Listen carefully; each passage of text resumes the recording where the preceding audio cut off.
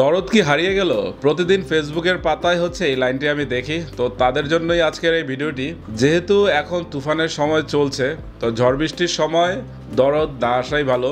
বা অনেকের প্রশ্ন যে দরদের অনন্য মামুন কেন এখন দরদের প্রমোশন করছে না বা কোনো আপডেট কেন দিচ্ছে না, এর একটা কারণ হতে পারে যে অনন্য মামুন চাচ্ছে না এখন দরদের কিছু আসুক, তাহলে কিন্তু তুফানের আড়ালে দরদ হচ্ছে আড়ালেই রয়ে যাবে। কারণ এখন দরদের সময় নয়, এখন তুফানের সময়। যেহেতু তুফান নিয়ে রায়হান রাফি চারদিক থেকে প্রমোশন করছে এবং সাকিব খানও প্রমোশন করছে, তো দরদের প্রমোশন এখনই আসছে না। কিন্তু অনন্য মামুনও তো মানুষ, তারও তো মন চায় যে সাকিবের কোনো কিছু আপডেট দিতে, যাতে মানুষজন হচ্ছে দরদের কাছাকাছি থাকে। কিন্তু এখন আপডেট দিলে দরদের রিলিজ ডেট কবে সেটা আসলে জানা নাই, অনন্য মামুন নিজেই বলছেন না। একবার অনন্য মামুন ফান করে বলেছিলেন যে দরদের রিলিজ কবে, তো নিচে প্রচুর মানুষ কমেন্ট করেছে যে তারা দরদ দেখতে চায়। তো দরদের হাইপ কিন্তু কমেনি, আমি মোটেই মনে করি না যে দরদের হাইপ কম। কারণ হচ্ছে যখন সাকিব খান 3টি ছবি নিয়ে আসছে 2024-এ, তখন কিন্তু দরদের হাইপই ছিল সবচেয়ে বেশি। এবং রাজকুমার নামে কোনো সিনেমা সাকিব খান করছে সেটা কিন্তু আমি শুরুতেও জানতাম না।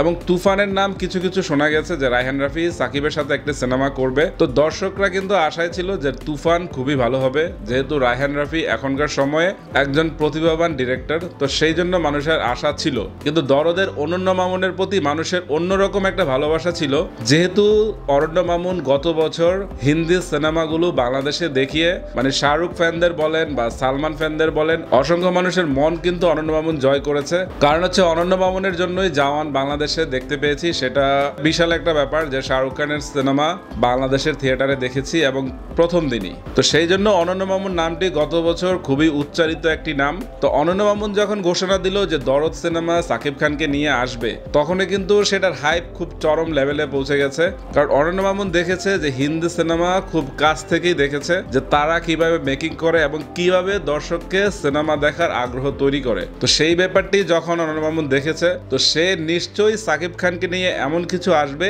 যেটা মানুষকে সিনেমায় মানে পুরো থিয়েটারে পুরোটা সময় বসে রাখবে। তো সেটা আমি বিশ্বাস করি। তো দরদের জন্য অন্যরকম একটা ভালোবাসা ছিল শুরুতেই। এবং এখানে আছে সোনাল চৌহান। তো সোনাল চৌহান একটি সুইট মেয়ে, তো তার সাথে কিন্তু সাকিব খানকে দারুণ মানিয়ে গেছে, এটা যে কেউই স্বীকার করবে।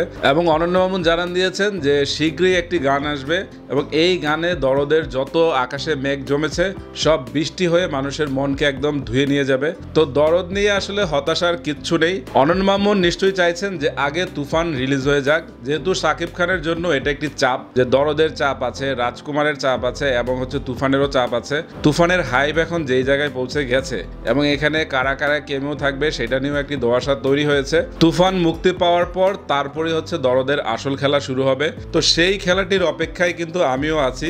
দরদে সাকিব খানের দুলু চরিত্রটিও মানুষের মন কেড়ে নিবে। এখানে যেমন তুফান একটি ক্যারেক্টার হয়ে থাকবে বাংলা সিনেমায়, সেরকম সাইকো কিলার লোক যদি সাকিব খান ঠিক মতো দিতে পারে এবং দরদ যদি ওয়ার্ক করে এবং অনন্য মামুন যদি সাকিব খানকে ঠিক মতো প্রেজেন্টেশন করতে পারে, তাহলে আমি মনে করি যে দরদে সাকিব খানও আরও একটি মাস্টারপিস উপহার দিবে। যেহেতু ফার্স্ট লুক পোস্টার দিয়ে হচ্ছে অরণ্য মামুন পুরোটাই কাঁপিয়ে দিয়েছে, এখন যদি নতুন একটি গান আসে, আমার মতে গান মুক্তি দেওয়া উচিত না, কিন্তু অরণ্য মামুনের তো মনটা মানুষের, তো সেই জন্য তারও মনটা আঁকুপাকু করছে যে সাকিব খানের ফ্যানদের জন্য সেও কিছু উপহার দিক। তো তারও ইচ্ছা করছে যে সাকিব খানের কোনো একটি আপডেট দিয়ে সেও একটু আলোচনায় থাকুক। দরদের গান যখন আসবে তখনই খেলা শুরু হয়ে যাবে। তো সেদিনের অপেক্ষায়। তো আপনারা যারা ভিডিওটি দেখেছেন সবাইকে ধন্যবাদ, টাটা।